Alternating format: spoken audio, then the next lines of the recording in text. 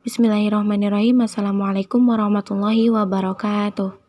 Alhamdulillahirabbil alamin wa bihi nasta'in ala umurid dunya waddin wassalatu wassalamu ala asrofil anbiya'i wal mursalin wa ala alihi wa sahbihi ajmain amma ba'd. Pertama-tama dan yang paling utama, marilah kita panjatkan puji serta syukur kehadirat Allah SWT, yang mana atas berkat dan rahmatnya kita masih diberikan kesehatan, sehat jasmani dan sehat rohani. Tak lupa kita sampaikan sholawat serta salam kepada baginda kita, yakni Nabi Muhammad SAW, kepada keluarganya, kepada sahabatnya, kepada tabi'in tabi'at, dan mudah-mudahan sampai kepada kita selaku umatnya, amin ya robbal alamin. Saya ucapkan terima kasih sebelumnya kepada dosen pengampu mata kuliah Hadis Tarbawi, Bapak Dr. Andes Asep Herdi MAG, yang telah memberikan kesempatan kepada kelompok 3 untuk mempresentasikan materi yang akan kita bahas. Di sini langsung saja kita akan membahas mengenai legalitas penyelenggaraan dan tujuan pendidikan. Sebelumnya di sini saya tidak sendiri, tapi ditemani oleh teman-teman saya, yaitu yang pertama ada Saudari Linda Ismayanti, yang kedua ada Triani Husnul Khotimah, dan yang ketiga saya sendiri, yaitu Lilis Marfuah. Langsung masuk ke pembahasan yang pertama, yaitu di sini kami membahas mengenai pendahuluan dari legalitas penyelenggaraan dan tujuan pendidikan. Nah, legalitas penyelenggaraan pendidikan sama pentingnya dengan tujuan pendidikan itu sendiri. Landasan berperan sebagai dasar pijakan dan tujuan sebagai haluan. Dengan diabaikan salah satunya, maka pendidikan akan kehilangan jiwa atau badannya. Ibarat jasmani dan rohani bagi seorang manusia, ketika ditinggalkan salah satunya, maka tidak akan ada kehidupan. Kehidupan pendidikan yang sebenarnya menurut Islam. Hal itu dikemukakan oleh Ubaidah pada tahun 2021. Next. Baik, di sini lanjut mengenai pembahasan yang kedua, yaitu ada hadis legalitas penyelenggaraan dan tujuan pendidikan. Di sini saya ambil dari riwayat Imam Abu Dawud, yaitu hadisnya Bismillahirrahmanirrahim. Haddasana Musaddad bin Musarhad, haddasana Abdullah bin Daud, sami'tu Asim bin Roja bin Hawiwah yuhaddithu an Dawud bin Jamil an Kathir bin Qais qala kuntu jalisan ma'a Abi Darda fi masjidin Dimashq faja'ahu rajulun faqala ya Aba Darda inni ji'tuka min madinati Rasulillah sallallahu alaihi wasallam li hadisin balaghani annaka tuhaddithuhu an Rasulillah sallallahu alaihi wasallam ma ji'tu li hajatin qala fa inni sami'tu Rasulullah sallallahu alaihi wasallam yaqul man salaka tariqan yatlubu fihi ilman salakallahu bihi tariqan min turukil jannah wa innal malaikata latad'u ajnihataha ridon li talabil ilmi wa innal alima la yastaghfiru lahu man fis samawati wa man fil ardi wal hitanu fi jawfil ma'i wa inna fadlal alimi 'alal 'abid kafadlil qamar lailatal badri ala sairil kawakib wa innal ulama'a warathatul anbiya wa innal anbiya lam yuwarrithu dinaran wala dirhaman warathul ilma faman akhadahu akhada bihadzin waqirin. Rawahu Abu Daud, yang artinya telah menceritakan kepada kami Musaddad bin Musarhad, telah menceritakan kepada kami Abdullah bin Daud, aku mendengar Asim bin Roja bin Haywa menceritakan dari Daud bin Jamil dari Kathir bin Qais berkata, aku duduk bersama Abu Darda di Masjid Damaskus. Kemudian datang seorang laki-laki dan dia berkata, wahai Abu Darda, sesungguhnya aku datang kepadamu dari kota Rasulullah sallallahu alaihi wasallam untuk menyampaikan suatu hadis. Sesungguhnya kamu berbicara dengannya dari Rasulullah Sallallahu Alaihi Wasallam apa yang kamu butuhkan. Berkata, maka sesungguhnya aku mendengar Rasulullah Sallallahu Alaihi Wasallam bersabda, barang siapa yang menempuh perjalanan untuk mencari ilmu, maka Allah memudahkan baginya jalan menuju surga. Dan sesungguhnya para malaikat meletakkan sayapnya bagi penuntut ilmu yang ridho terhadap apa yang ia kerjakan. Dan sesungguhnya orang yang alim dimintakan ampunan oleh orang-orang yang ada di langit dan yang ada di bumi hingga ikan-ikan yang ada di air. Dan keutamaan yang alim alim atas orang yang ahli ibadah seperti keutamaan bulan atas seluruh bintang. Dan sesungguhnya ulama adalah pewaris para nabi, dan sesungguhnya para nabi tidak mewariskan dinar dan tidak mewariskan dirham, melainkan mewariskan ilmu. Maka barang siapa yang mengambilnya, maka hendaklah ia mengambil dengan bagian yang sempurna. Hadis ini diriwayatkan oleh Imam Abu Daud dalam kitabnya, yaitu nomor 3641. Next, lanjut. Bismillah. Di sini ada matan dan syahid hadis. Yang pertama saya bacakan dulu matan dari hadis tadi, yaitu man salaka tariqan yatlubu fihi ilman salakallahu bihi tariqan min turuqil jannah wa innal malaikata la tad'u ajnihataha ridon li talabil ilmi wa innal alima la yastaghfiru lahu ma fis samawati wa man fil ardi wal hitanu fi jawfil ma'i wa inna fadlal alimi 'alal 'abidi kafadlil qamari lailatal badri 'ala sairil kawakib wa innal ulama'a warathatul anbiya wa innal anbiya'a lam yuwarrisu dinaron wala dirhaman warathul ilma faman akhadahu akhada bihadzin wakirin. Nah, lanjut di sini yang kedua ada mengenai syahid hadis. Syahid hadis dari Katsir bin Qais, Rasulullah SAW bersabda, syahid hadisnya, man salaka tariqan yatlubu fihi ilman salakallahu bihi tariqan min turuqil jannah wa innal malaikata la tad'u ajnihataha ridan li talabil ilmi wa innal alima la yastaghfiru lahu man fis samawati wa man fil ardi wal hitanu fi jawfil ma'i wa inna fadlal alimi 'alal 'abidi ka fadlil qamari lailatal badri 'ala sairil kawakib wa innal ulama'a warasatul anbiya'i wa innal anbiya'a lam yuwarrithu dinaron wala dirhaman warathul ilma faman akhadahu akhada bihadzin wakirin. Nah, langsung di sini ada syahid hadisnya, yaitu dari riwayat lain, yang mana yang pertama dari berasal dari Sunan Abu Daud, yaitu Kitab Ilmu bab anjuran untuk menuntut ilmu, nomor hadis 3158. Ya, di slide kali ini akan membahas mengenai terjemah dari hadis ya, dari hadis tadi, yaitu yang pertama terjemahannya, barang siapa yang menempuh perjalanan untuk mencari ilmu, maka Allah memudahkan baginya jalan menuju surga, dan sesungguhnya para malaikat meletakkan sayapnya bagi penuntut ilmu yang ridho terhadap apa yang ia kerjakan, dan sesungguhnya orang yang alim dimintakan ampunan oleh orang-orang yang ada di langit dan yang ada di bumi hingga ikan-ikan yang ada di air, dan keutamaan yang alim atas orang yang ahli ibadah seperti keutamaan bulan atas seluruh bintang, dan sesungguhnya ulama adalah pewaris para nabi, dan sesungguhnya para nabi tidak mewariskan dinar dan tidak mewariskan dirham, melainkan mewariskan ilmu. Maka barang siapa yang mengambilnya, maka hendaknya ia mengambil dengan bagian yang sempurna. Next, lanjut ke mufradat hadis dan maknanya. Yang pertama ini di sini ada mufradat salaka, yang mana artinya itu menempuh. Yang kedua ada torikon, yang artinya perjalanan. Yang ketiga yatlubu, yaitu mencari. Yang keempat ada ilman, yaitu ilmu. Al-jannat, yang artinya surga. Ajnihataha, yang artinya sayapnya. Walhitanu, yang artinya ikan. Al-qamaru, yang artinya bulan. Al-kawakib, yang artinya bintang. Akhoda, yang artinya mengambil. Wafiron, yang artinya sempurna. Next.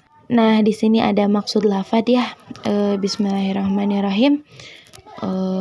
Maksud lafadz dari hadis di atas, yaitu sabda Rasulullah SAW, man salaka tariqan yaltamisu fihi ilman sahalallahu lahu tariqan ilal jannah, yang artinya barang siapa menempuh jalan untuk mencari ilmu, maka Allah Azza wa Jalla memudahkan baginya ke jalan surga.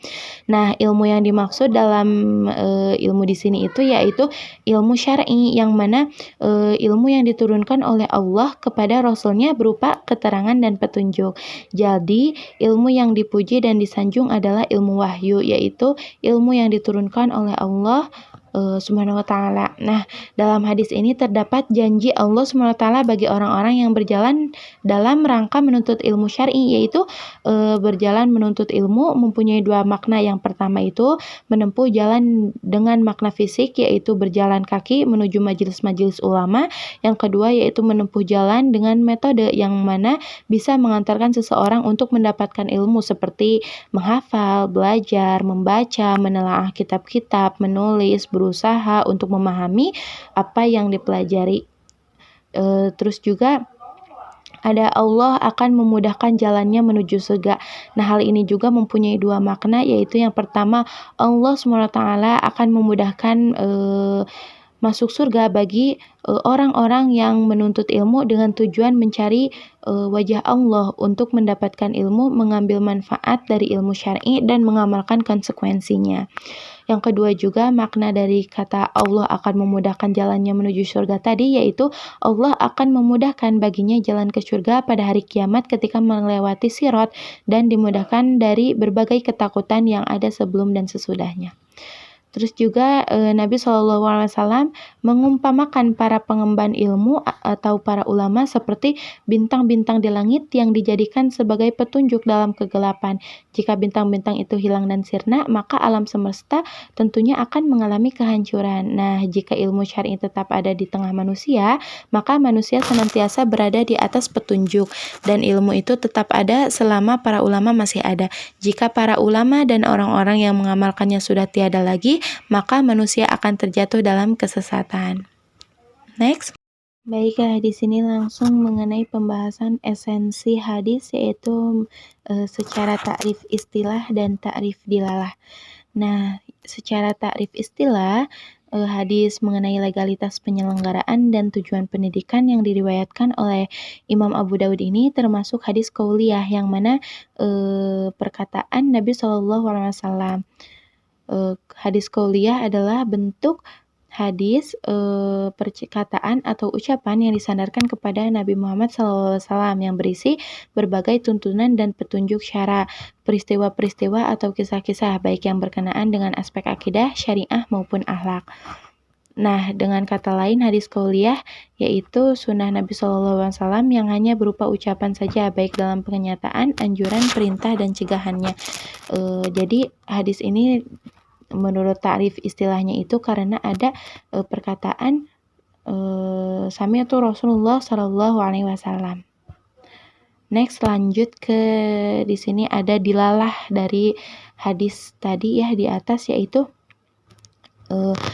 dilalah atau pencarian hadis pada masadir asliyah menggunakan aplikasi Maktabah Syamilah dengan metode tahrij bil lafdi dengan menggunakan lafad man salaka thoriqan. Nah, dalam pencariannya hadis tersebut terdapat dalam yang pertama itu ada di Musnad Ahmad, risalahnya Musnad Ahmad, yaitu bab Musnad Abi Hurairah radhiyallahu an juz 12 halaman 393, yang kemudian ada di kitab Sunan Ad-Darimi bab fi fadlil ilmi wal ilm juz 1 halaman 361, dan yang terakhir ada di kitab Sunan Ibnu Majah bab fadlul ulama wal hathu ala talabil ilmi juz 1 halaman 81. Jadi hadis tadi dikatakan secara dilalah karena termaktub dalam kitab masadir asliyah, yaitu dalam kitab Sunan Abu Daud, dan masih banyak lagi yang telah tadi saya sebutkan. Next, baik, di sini melanjutkan pembahasan yaitu unsur hadis, yaitu ta'rif arkannya, yang mana yang pertama sanadnya. Sanad adalah keseluruhan rawi yang menjadi sandaran hadis, mulai dari yang pertama itu Imam Abu Daud. Imam Abu Daud meriwayatkan kepada Musaddad bin Musarhab, kemudian ada Abdullah bin Daud, ada Asim bin Roja bin Haywa, ada Daud bin Jamil, dan ada Katsir bin Qais, dan yang terakhir ada Abu Darda. Kemudian yang kedua ada matan hadis ya. Matan hadisnya yaitu man salaka tariqan yatlubu fihi ilman salakallahu bihi tariqan min turukil jannah wa innal malaikata la tad'u ajnihataha ridan li talabil ilmi wa innal alima la yastaghfiru lahu ma fis samawati wa ma fil ardi wal hitanu fi jawfil ma'i wa inna fadlal alimi 'alal 'abidi ka fadlil qamari lailatal badri 'ala sairil kawakib wa innal ulama'a warathatul anbiya wa innal anbiya'a lam yuwarithu dinaran wala dirhaman waruthul ilma faman akhadahu akhada bihadzin wafirin. Nah, itu dari matan tadi ya, matan hadis di atas. Yang ketiga yaitu rawinya itu adalah orang yang meriwayatkan hadis, yakni yang menerima, memelihara, dan menyampaikan hadis, yaitu yang pertama itu ada Abu Darda, yang kedua ada Katsir bin Qais, kemudian ada Daud bin Jamil, yang keempat ada Asim bin Roja bin Haywa, kemudian ada Abdullah bin Daud, kemudian ada Musaddad bin Musarhab, yang terakhir ada Imam Abu Dawud. Nah, next. Oh iya, mungkin cukup sekian pembahasan yang saya paparkan, kurang lebihnya mohon maaf. Saya lanjutkan pembahasan kepada teman saya selanjutnya.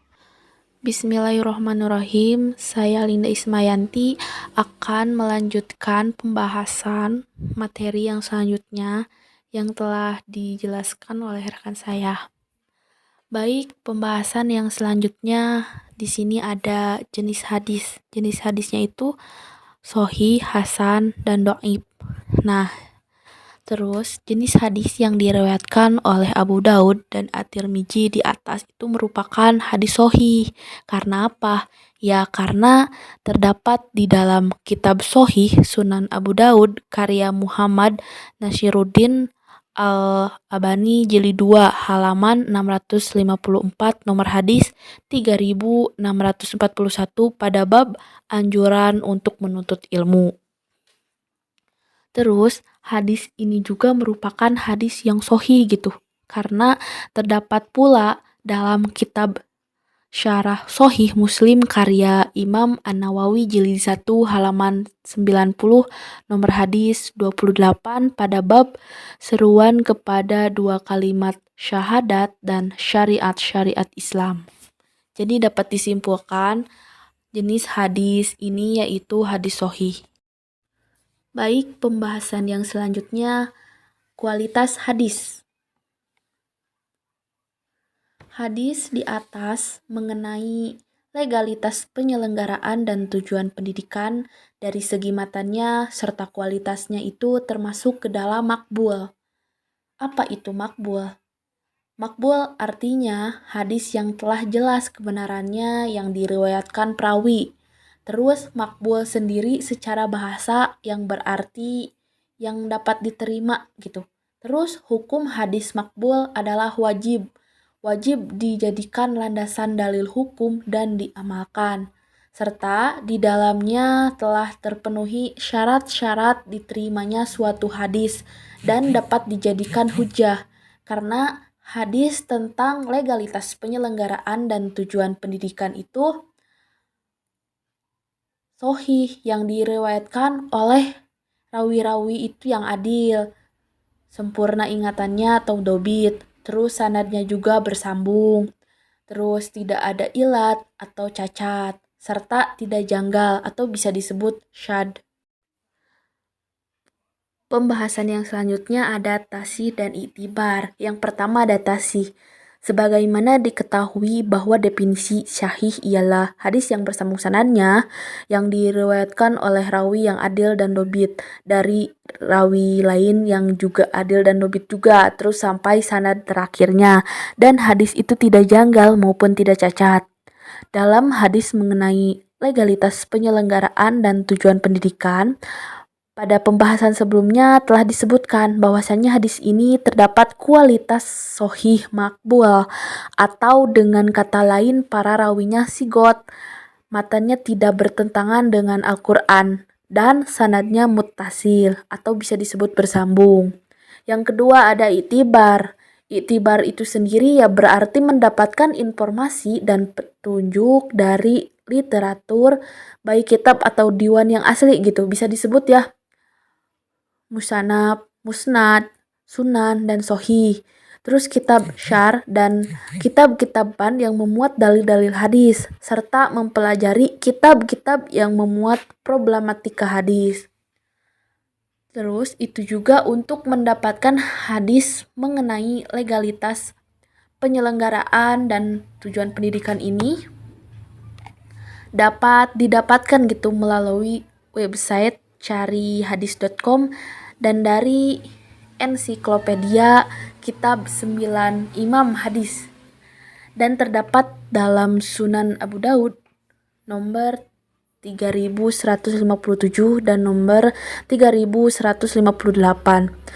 Terus terdapat juga Musnad Ahmad nomor 2723, terus Sunan At-Tirmidzi nomor 2606, serta di dalam Sunan Ibnu Majah nomor 216. Pembahasan yang selanjutnya ada tahamul hadis. Karena hadis tentang legalitas penyelenggaraan dan tujuan pendidikan ini termasuk dalam hadis makbul gitu, yakni hadis sahih, maka dapat diterima menjadi hujah dan pada dasarnya dapat diamalkan dan digunakan. Terus hadis makbul yang dapat diamalkan tersebut hadis makbul makmulun bih gitu, yakni hadis muhkam, yaitu hadis yang dapat diamalkan secara pasti sebab tidak ada subhat sedikit pun, tidak ada pertentangan dengan hadis lain yang mempengaruhi atau melawan artinya. Terus jelas dan tegas lafaz dan maknanya.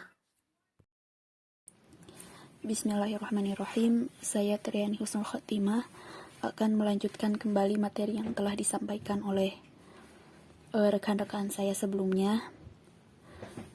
Baik, untuk pembahasan selanjutnya yaitu mengenai asbabul wurud dan munasabah. Untuk asbabul wurud dari hadis ini yaitu jadi pada waktu itu telah datang seorang laki-laki dari kota Madinah pada Abu Darda yang berada di Damaskus. Dan Abu Darda bertanya kepada laki-laki itu, "Wahai saudaraku, ada apa yang membuatmu datang kepadaku? Ada tujuan apa?" gitu. Lalu laki-laki itu menjawab, "Ada sebuah hadis yang membuatku datang kepadamu, bahwa engkau itu telah mendapatkan hadis dari Rasulullah Shallallahu Alaihi Wasallam." Dan Abu Darda bertanya kembali, "Apakah kamu datang untuk suatu hajat?" Dia menjawab, "Tidak." "Ataukah kamu datang untuk berdagang?" Sekali lagi, dia menjawab, "Tidak." "Dan apakah kamu datang hanya untuk mencari hadis ini?" Kemudian dan laki-laki itu membenarkannya.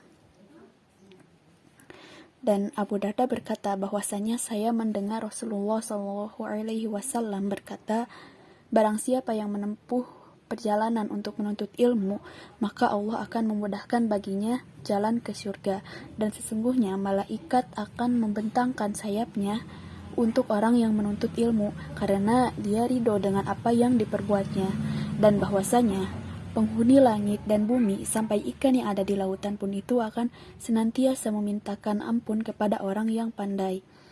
Dan keutamaan orang yang alim terhadap orang yang abid bagaikan keutamaan bulan purnama terhadap bintang-bintang. Sesungguhnya ulama itu adalah pewaris para nabi, dan bahwasanya para nabi itu tidak akan mewariskan dinar ataupun dirham, atau bisa dibilang kekayaan duniawi, tetapi para nabi itu mewariskan ilmu pengetahuan.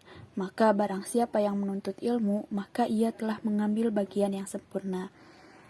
Seperti itu. Jadi pada intinya asbabul wurud dari hadis ini tuh ada seorang laki-laki yang berasal dari Madinah datang ke Damaskus untuk menemui Abu Darda dan hanya untuk mencari ilmu dan untuk mendapatkan hadis gitu, seperti itu.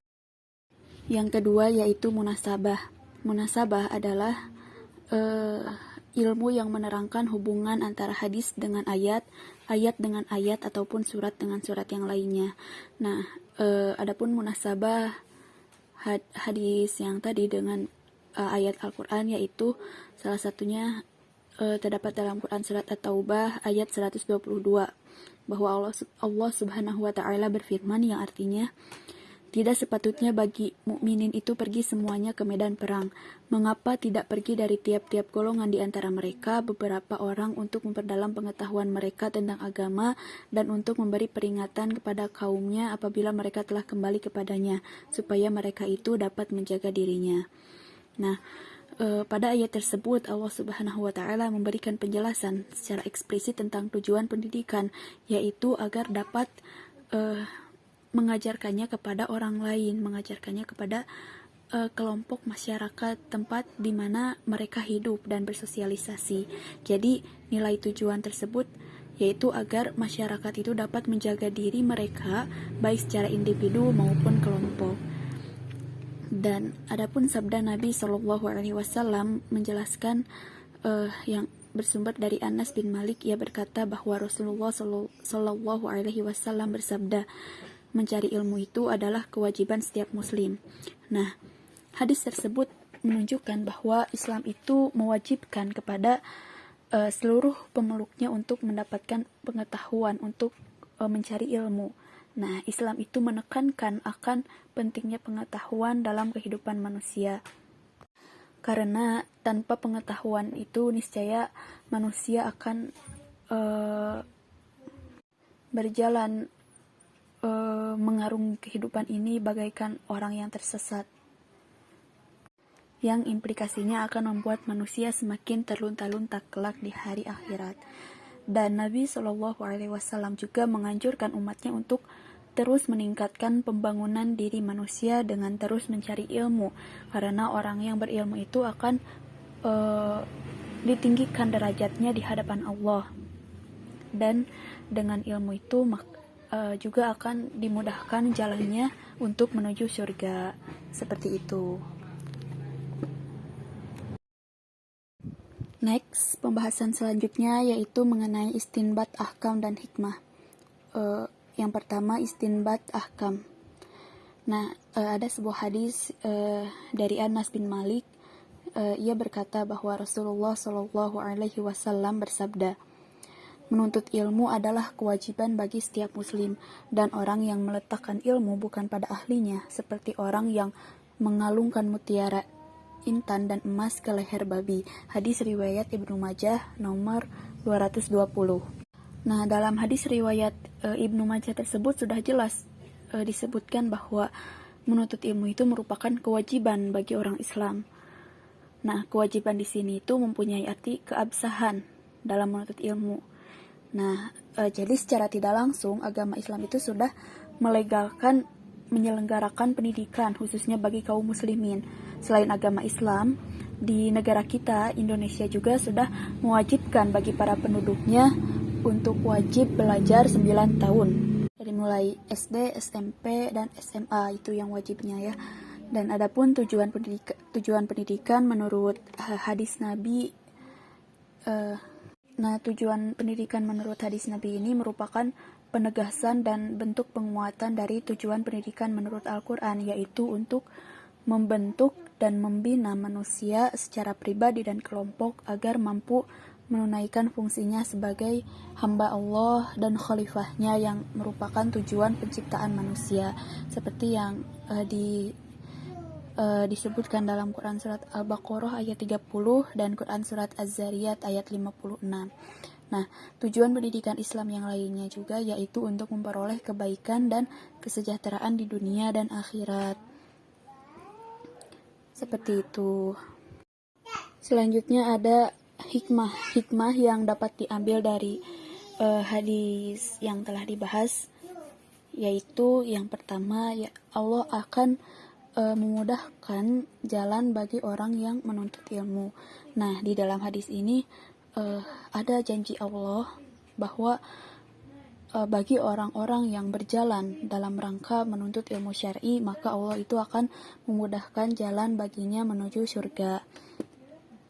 Dan pendidikan itu memang sebuah fondasi utama bagi setiap orang untuk mewujudkan berbagai impian mereka. Orang yang berpendidikan, mereka dapat dengan mudah saja meraih surga yang mereka inginkan dibanding dengan orang yang kurang atau bahkan tidak berpendidikan. Yang hikmah selanjutnya yaitu akan dijaga oleh Allah dan diridhoi oleh malaikat, karena malaikat itu rela dengan ilmu yang dicari orang tersebut. Hikmah yang ketiga yaitu akan dimohonkan ampun oleh penduduk langit dan bumi untuk orang yang menuntut ilmu. Oke, masuk ke pembahasan terakhir yaitu mengenai problematika tafhim dan tatbik. Kita kaji dulu kaidahnya.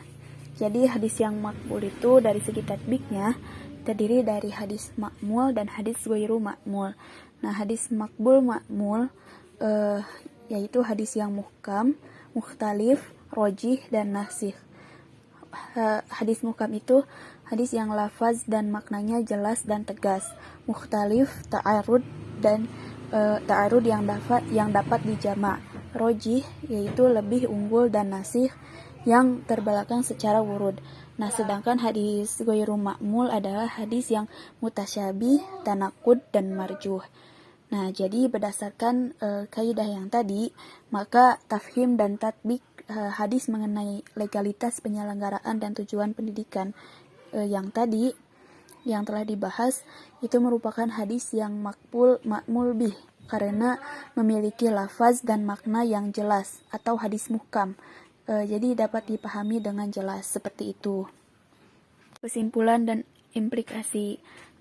Jadi untuk legalitas penyelenggaraan pendidikan mempunyai arti tidak hanya penyelenggaraan pendidikan yang diakui oleh negara, tetapi juga semua pendidikan yang mengajarkan para anak didik untuk menambah ilmunya dan mengasah kemampuannya untuk memajukan agama dan negaranya, khususnya bagi dirinya sendiri. Penyelenggaraan pendidikan yang baik adalah yang sesuai dengan landasan-landasan pendidikan. Pelaksanaan pendidikan yang berlandaskan hukum akan menjadikan penyelenggaraan pendidikan lebih terarah, teratur, dan sesuai dengan akar kebudayaan nasional. Nah, pendidikan merupakan usaha manusia untuk meningkatkan ilmu pengetahuan yang didapat, baik dari lembaga formal maupun informal, dalam membantu proses transformasi sehingga dapat mencapai kualitas yang diharapkan. Nah, agar kualitas yang diharapkan dapat tercapai, maka diperlukan penentuan tujuan pendidikan. Tujuan pendidikan inilah yang akan menentukan keberhasilan dalam proses pembentukan pribadi manusia yang berkualitas. Mungkin cukup sekian pembahasan dari saya. Mohon maaf jika ada kesalahan. Assalamualaikum warahmatullahi wabarakatuh. Saya kembalikan kepada moderator. Dicukupkan sekian dan terima kasih. Kurang lebihnya mohon dimaafkan. Wassalamualaikum warahmatullahi wabarakatuh.